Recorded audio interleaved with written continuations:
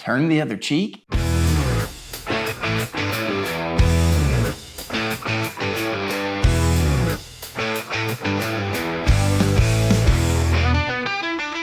Hey, and welcome to The Whole Truth, where I am taking you through the entire Bible without skipping anything. If that sounds good to you, reach down, hit the little subscribe button below, and then turn your Bibles open to 2 Samuel chapter 16.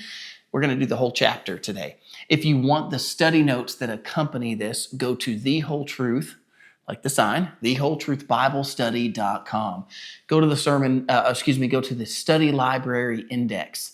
And then just scroll down to 2 Samuel, and then you'll see chapter 16, and you'll be able to grab the study notes there. You will not regret it. Yesterday's video, today's video, these study notes are good. You don't want to miss it. Super good supplement. Even if you don't finish the video, it'd be a great supplement to go along with your Bible study. Use them in your home Bible studies, in your Sunday school classes. I'm providing them completely for free. You got these videos that they can go along with. So, in today's video, it's 2 Samuel chapter 16. We saw in the last video as David was rejected by men, and that pictured as Christ was rejected by men, which is what the Bible prophesied that he would be.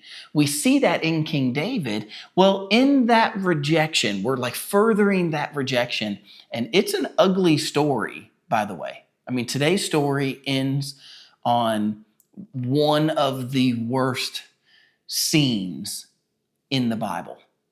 Very ugly, very hard to read. It's hard to think about, and I understand that. But when we can get past the ugliness of the moment of what was happening, because it's a real event, it really did happen. When we can get past that and we can get onto the element of what God's teaching us and what Christ has taught us, makes all the difference. Maybe that's why you're here today. Maybe you read 2 Samuel 16 and you got to the end and you thought, what in the world am I reading? And so you landed here. Well, I hope to make some sense of that for you. Let's start out by reading the first couple of verses. Let's read 4 verses of chapter 16. So 2 Samuel chapter 16 and the first verse, and we'll read on through verse 4. When David was a little past the top of the mountain, there was Ziba, the servant of Mephibosheth, who met him with a couple of saddled donkeys, and on them 200 loaves of bread, 100 clusters of raisins, and 100 summer fruits, and a wineskin. And the king said to Ziba, "What do you mean to do with these?" And so Ziba said, "The donkeys are for the king's household to ride on, the bread and the summer fruit for the young men to eat, and the wine for those who are faint in the wilderness to drink." Then the king said, "And where is your master's son?" And Ziba said to the king, "Indeed, he is staying in Jerusalem, for he said, 'Today the house of Israel will restore the kingdom of my father to me.'" And so the king said to Ziba, "Here, all that belongs to Mephibosheth is yours." And Ziba said, "I humbly bow before you that I may find favor in your sight, my lord, O king." So we start out, remember I told you that in the last video, if you didn't already watch that, want to read the last chapter.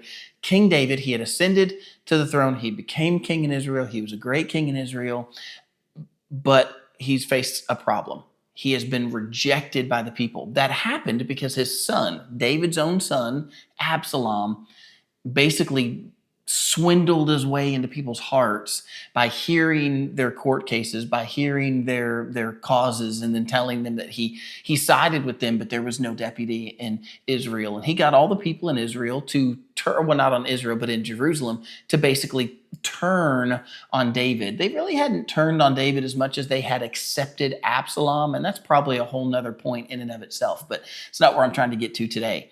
And so when David heard that the city had been won over by Absalom, his son, he humbly walked away. And we talked about that all in the last video.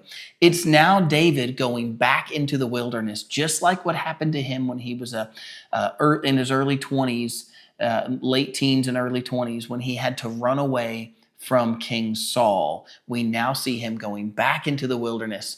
And it's there in the wilderness that this guy Ziba shows up. Ziba is a servant of a guy named Mephibosheth. Mephibosheth is the son of Jonathan, David's best friend who had died. It was Saul's son. Too much history to go over. You have to watch those other videos. Mephibosheth is lame. He can't walk, and he was of the household of Saul. David should have had him executed according to the customs of the day. Not God's word, but according to the customs of the day.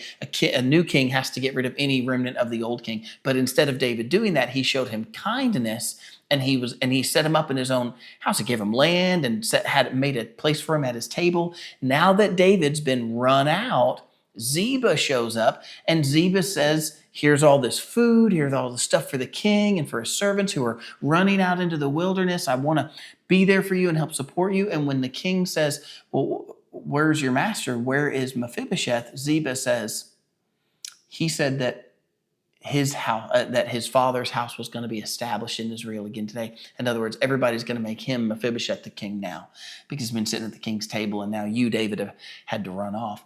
Here's the kicker. Ziba is lying. Ziba is not telling the truth about Mephibosheth. We're going to find that out in chapter 19. This is not what happened with Mephibosheth. Mephibosheth did not say that. Ziba lies. And then David goes ahead. David doesn't know that he lied. And so David says to Ziba, everything that Mephibosheth had, it's now yours. Now you, Ziba, you're going to have everything that Mephibosheth has. I have lots of things to say about that, but for the sake of this video, I want to make one point, because today I really want to talk about the persecution that Jesus warned us about. You know, Jesus told us this: if the world hates you, know that they hated me first. And really, when they hate you, it's really because they hate me. And how does that actually flesh out? Like, what do we see that look like? And here's one of the first things that I would give you. It's being lied about. In the church world, one of the hardest things to deal with, and I can attest to this personally, is being lied about. Having other people make statements, make comments, tell stories, tell exaggerations or lies or gossip, and try to get, for whatever reason, other Christians in some sort of trouble, whatever that might be. In this case, for Mephibosheth, this is his whole life. I mean, Mephibosheth was on the run for years, and Mephibosheth did not have an easy life. I mean, he's lame in his feet, and he's got this guy, his own servant, lying about him to David. Now, don't take the typology so far as to try to make something there where David did wrong by condemning Mephibosheth and giving everything over to Ziba. I say that to say, don't make something of that where you say, if you want to note that David did wrong, that's fine, but don't extrapolate that and then say, oh, well, that must mean that Jesus does some sort of wrong. That's not how typologies work. You can't take every little element and say, oh, every bit of this lines up. Here's what I can tell you is that sometimes when you're a servant of the Lord, other people are going to lie about you. It's a tool that the enemy uses. It's a persecution tool to get other people to turn against you. And here's the thing: it's hard to deal with. It's hard to deal with those lies, because many times the lies either come against you when you're the one in trouble, or it's like they come at like the worst times. I'll just give you a personal example. I dealt with a lot of rumors and lies after my wife passed away. I had men tell these rumors and this gossip about me, and they said, there was one particular man, I remember this specifically. He asked me if I was turning my cell phone into my children at night so that my children could have my cell phone. That way I wouldn't be tempted to do something that Christians shouldn't participate in and use my cell phone to do that at night. Well, number one, I'm not turning my cell phone into my children because they're my children. They're not my parents. And number two, no, I wasn't doing that. And I'm willing to if there's an elder at my church who has a question for me and they need to see my internet browsing history or they need to see my phone, I'd be happy to let somebody see that. But I can tell you this, I'd be pretty upset for somebody to come against me and say, well, you're guilty until proven innocent, which is exactly what happened. And then the rumor started happening. Oh, well, what if Justin's doing this? Well, I heard he's doing this. Well, that truly genuinely happened. You want to know another one that happened? Then after my wife had passed away and I'm going through all this turmoil and all these other things, I met this woman. Her name's Kelly. She's now my wife. Did you know that my first year of knowing Kelly was filled with gossip and rumors and trials from people that didn't even know her. People came to me and they lied to me about her.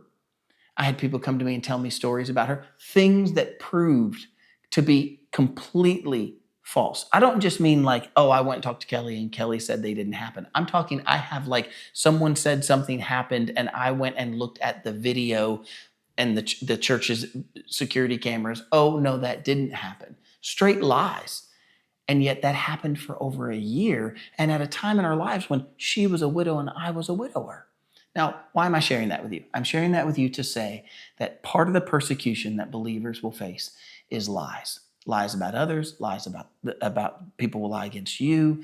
You have to accept the fact that we live in a fallen world, and this is part of the the hardship that happens within the world. And so there's another thing that happens as well, because not only did this guy come and lie, this guy's named Ziba, look what happens. I want you to put yourself in David's shoes. David is in the wilderness. David is running from his own son Absalom, who's trying to take over the throne or is taking over the throne in Jerusalem. And now he's had a servant of Mephibosheth. David loved Mephibosheth. A servant of Mephibosheth has come and lied to David about him. Well, now look in verse 5. Now when King David, I love the fact that the author made sure to note it's King David. He's still the king. Now, when King David came to Baharim, there was a man from the family of the house of Saul whose name was Shimei, the son of Gera. Coming from there, he came out cursing continuously as he came, and he threw stones at David and at all the servants of King David and all of the people and all of the mighty men who were on his right hand and on his left. And so Shimei, or I think that's Shimei, I should change the way I'm saying that. Also, Shimei said thus when he cursed, come out, you bloodthirsty man, you rogue. The Lord has brought upon you all the blood of the house of Saul, in whose place you have reigned, and the Lord has delivered the kingdom into the hand of Absalom, your son. So now you are caught in your own evil because you are a bloodthirsty man. And when Abishai, the son of Zeruiah, said to the king, why should this dead dog curse my lord the king? Please let me go over and take off his head. But the king said, what have I to do with you, you sons of Zeruiah? So let him curse, because the Lord has said to him, curse David. Who then shall say, why have you done so? And David said to Abishai and all his servants, see how my son who came from my own body seeks my life. How much more now may this Benjamite? Let him alone and let him curse, for so the Lord has ordered him. And it may be that the Lord will look on my affliction and that the Lord will repay me with good for his cursing this day. And as David and his men went along the road, Shimei went along the hillside opposite of him and cursed as he went, threw stones at him and kicked up dust. And now the king and all the people who were with him became weary, and so they refreshed themselves there. My goodness. First of all, forgive me for, I don't know why my brain does that sometimes, but like halfway into reading, I was like, oh, I'm saying that incorrectly. And I'm probably still saying it incorrectly, but as close as I can get. Shimei. Okay. David, first of all, he's lied to by Sheba. Then this guy Shimei comes up to him. Shimei is of the house of Saul. You remember Saul was the king before David. David did absolutely everything he could to not harm Saul, to never lift a hand against Saul or Saul's house. David did not war against the house of Saul, even when Saul had died, and then Saul's son was set up in place. Do you remember when all that was taking place? And David was the king down in Judah in one little city or in one little tribe, but then all the other tribes were under the son of Saul. Do you remember when all that was going on?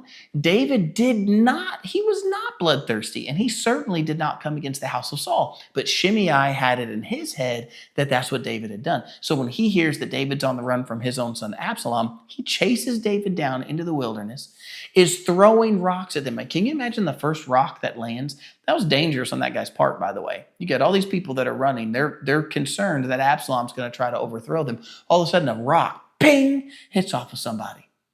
And they start hearing cursing. I don't know if it's like this, but in my mind, I hear like Yosemite Sam. Remember Yosemite Sam? For those of you who are of that age and you remember that, I just hear, he's yelling and screaming and throws ping, another rock. And he throws it. It's getting louder. It's getting louder. Finally, they look over and they realize who it is. Thankfully, nobody shot him with an arrow yet. Here it is, Shimei. He's continually throwing rocks, kicking up dust, cursing David.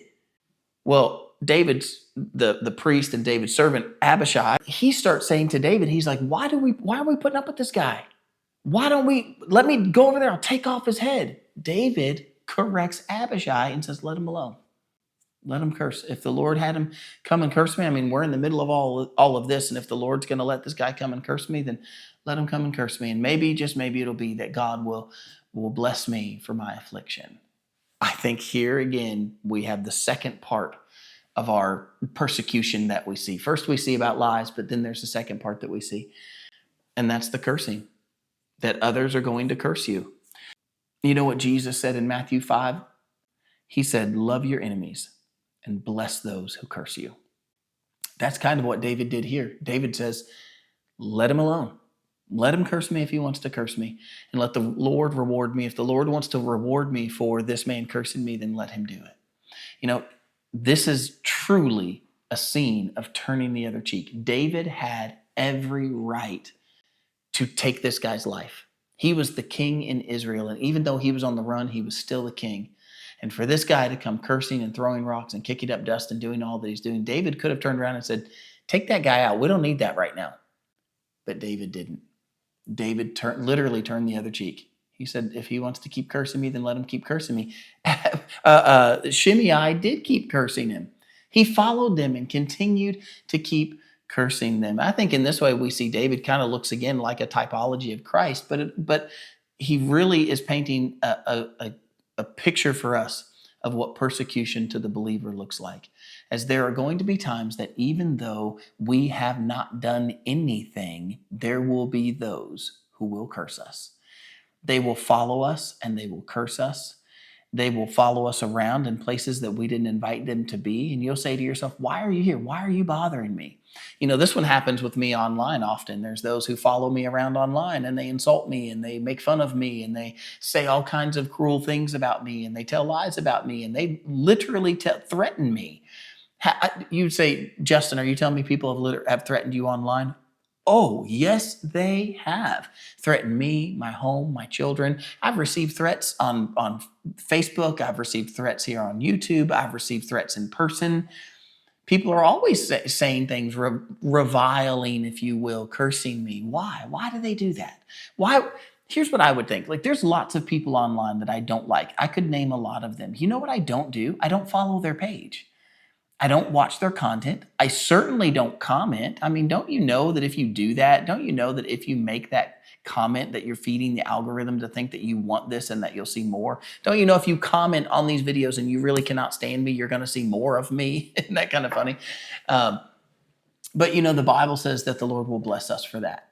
The Lord will take care of us. That's what David says. He says, let the Lord take care of this. I'm not going to come against this guy. I'm not going to say anything against this guy.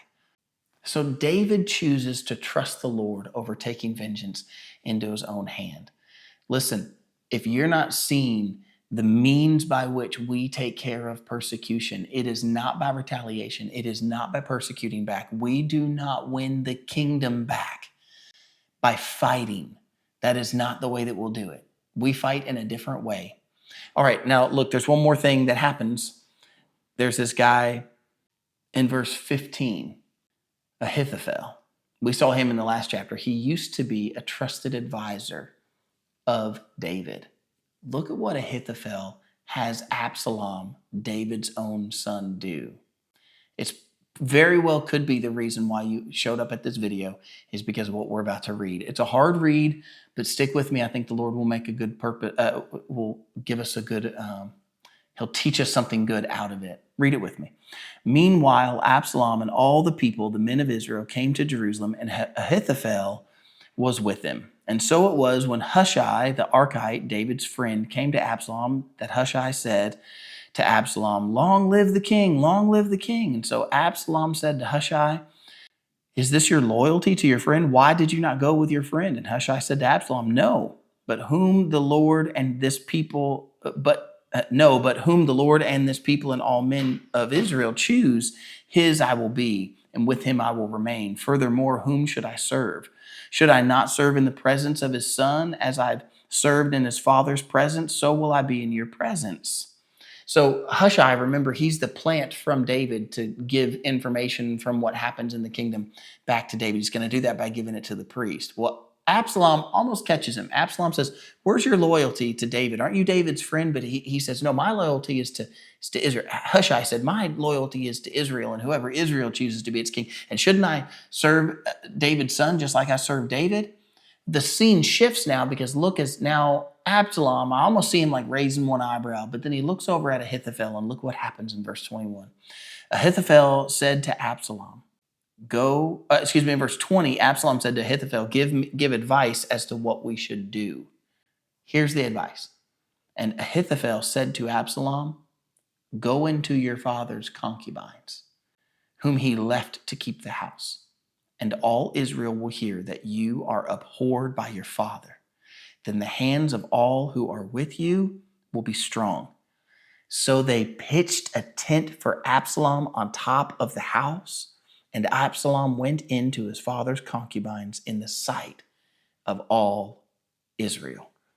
Now the advice of Ahithophel, which he gave in those days, was as if one had inquired at the oracle of God. And so was all the advice of Ahithophel, both with David and with Absalom. Absalom turns to Ahithophel. Hushai came and said, long live the king, long live the king. And he said, where's your loyalty? And he said, well, I'm loyal to all in Israel. Well, Absalom looks over at Ahithophel and says, Ahithophel, what is the advice here? We get this little note at the end that says, everybody at this time in Israel, they listened to Ahithophel so much, it was almost like they were listening to a prophet. That just the same way they would accept something from a prophet, thus saith the Lord, that's what they would accept from Ahithophel. He says, Ahithophel, what should I do right now? And Ahithophel says, go into your father's concubines. I'm only going to say this once because I'm not trying to trip the algorithm up and get myself in a bunch of trouble, and two, because it's kind of uncomfortable. Absalom raped his father's wives, his concubines. Now, a concubine, to be sure, was a woman who was married to the king, but she was married or to someone in power who had wealth or whatever. She was a slave in a certain way, but she definitely was married to the king. Okay, these concubines were married to David. They couldn't go marry somebody else. For Absalom to do this, it is, number one, it's a sign of war. It's a sign of dominance. It's a sign of saying, I want my dad to hate me. That's what he was saying. Like Absalom is David's son. He's saying, I want David to abhor me. This is Ahithophel's advice. Go take your dad's concubines. Go into your dad's concubines. It only gets worse. They set up a tent on top of the house. So only enough privacy that you're literally not out in the open, but you can hear everything and know everything that is going on. And he takes his father's concubines, the 10 women who were left to take care of the house, and he takes them, and in front of where everybody can see, you can imagine the effect, as there was probably disgust and horror from some, and there were others who were, in a distant way, curious of like why Absalom would do this, and others who would cheer it on and tell Absalom to go for it and to take over, make sure that everyone knows that he's the one that reigns. What he's doing is separating himself from David. So in this way, if David ever tries to come back, that you would have to choose Absalom or Ahithophel. Absalom or David. Ahithophel's advice was that Absalom do this awful and horrendous thing, and then Absalom did it. Now you might say, Justin, wait, where is what is the persecution there? Because we've had that you're being lied about and then you're being cursed. But listen, then it comes down to this: physical persecution. These women were vulnerable and they were taken advantage of in a really awful and tragic, and it's a real story. It really did happen. And it's an awful thing that happened. But hear this: the Church of Jesus Christ is persecuted. There's just as much persecution, if not more, today than there has been throughout history. Thousands in Nigeria have been slaughtered in the past year. I mean, I just heard yesterday about President Trump bombing some places in Nigeria to try to get some of the killings to stop. But it's been pretty awful what's been happening over in Nigeria. But the problem is, it's not just Nigeria. It happens over in China, it happens in other places in the world, all around the world.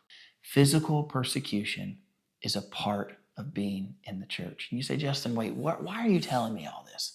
Like physical persecution, cursings, lying. Why would anyone choose this? Oh, hear this. Listen, this is what Jesus meant when he said that we count the cost for following him.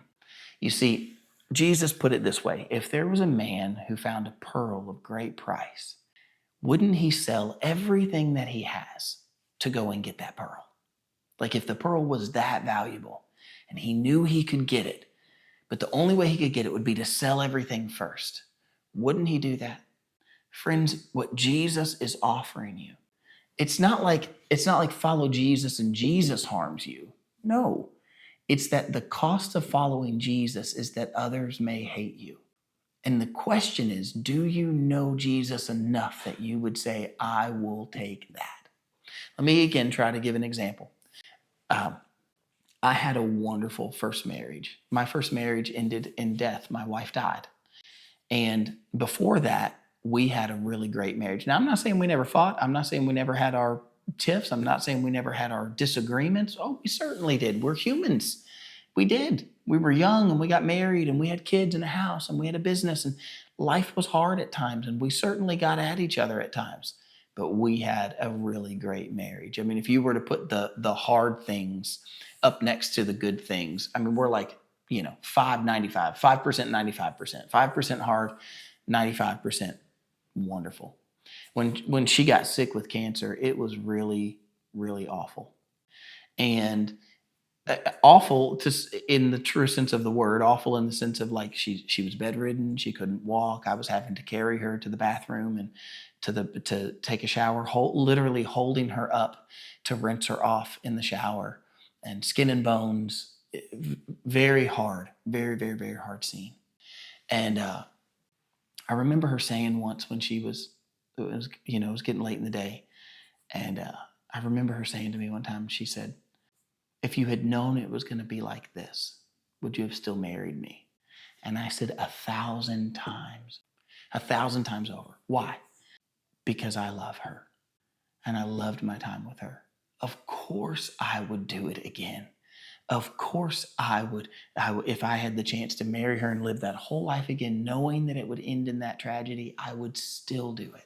Yeah, was that a really, really, really hard year, that last year, from the pain through the diagnosis, through the sickness and the pain and the sickness and the loss and all the grief that came along with it. But I know how much I love her. I would totally do that again. Now, if I'm willing to say that about a person in life, do I love Jesus enough that I would suffer for him if it came to that? That is the life of a Christian. That not that I'm saying I want God to harm me. God's not the one harming David. All these others are harming David. Now, you could say, well, Justin, this is fulfillment of the prophecy that happened because of what David did. Well, certainly so. And yet, even in that, we still can learn this lesson that we will suffer persecution as believers, but the eternal life that Jesus has given us is worth way more than anything that could ever happen to me in this life. Here's the way that Paul said it. He said, eye hasn't seen and ear hasn't heard what the Lord prepares for those who are called according to his purpose. Here's something, I think it was C.S. Lewis who said this. I can't remember if I'm getting the quote wrong I know the quote, but I can't remember if it was C.S. Lewis who said it, but I think it was, who said, no one's going to get to heaven and see all the splendor that the Lord has for us, all of the bounty that is there that he's put in front of us, and look back at their lives and say, man, that wasn't worth it. As a matter of fact, we're going to look across and see what the Lord has done for us. And we're going to say, I wish I had suffered. You see, if I truly trust Christ at his word, then I trust that he's going to do what he promised he would do, which is take us to a place that he has prepared for us. And if you look at the wonders of this creation and say, man, our God is magnificent, just remember that our God is infinite. And so his creativity is infinite. His love is infinite. His mercy is infinite. And when he says he's going to wipe away every tear, he is going to wipe away every tear. And no one will say, oh, that wasn't worth it. So I hope today that your faith and your trust is in Jesus, even if it comes to persecution. All right, I hope you enjoyed today's video, and I will see you tomorrow for 2 Samuel chapter 17. I'll see you then.